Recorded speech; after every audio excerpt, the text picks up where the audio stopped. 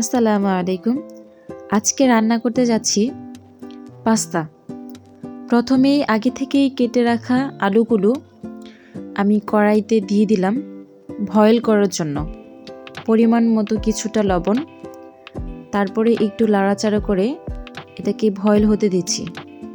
এরপর সাথেই ছিল প্রয়োজনীয় কিছু উপকরণ: টমেটো, কাঁচামরিচ, পেঁয়াজ আর ধনিয়া পাতা। আর এই তো পাস্তাগুলোকে আমি খুব সুন্দরভাবে ধুয়ে রেখেছি।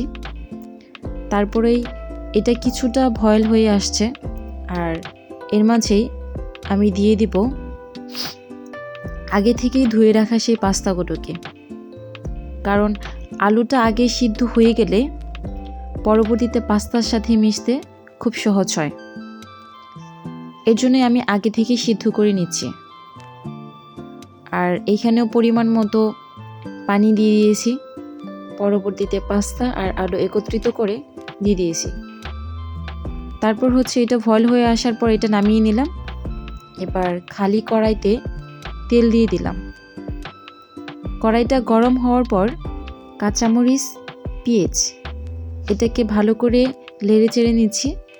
তারপর স্বাদ মতো কিছুটা লবণ, আর এরপরেই এখানে দেওয়া হবে দুটো ডিম। ডিম দুটোকে খুব সুন্দর করে নেড়ে চেড়ে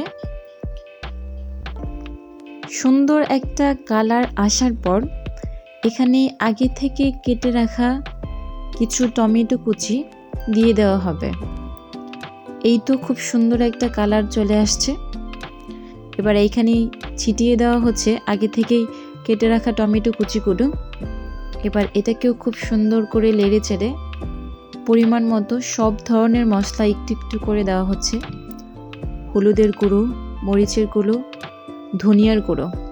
এরপর এটাকেও খুব সুন্দর করে নেড়ে চেড়ে নেব।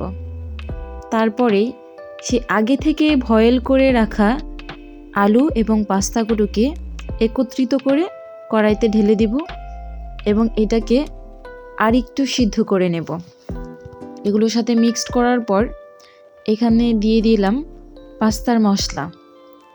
অনেকে না চাইলে নাও দিতে পারেন, বাট পাস্তার মশলা দিলে ফ্লেভারটা অনেক ভালো আসে। আর এই তো প্রায় হয়ে আসছে। আমি শেষে ধনিয়া পাতা দিয়ে এটাকে নামিয়ে নিলাম।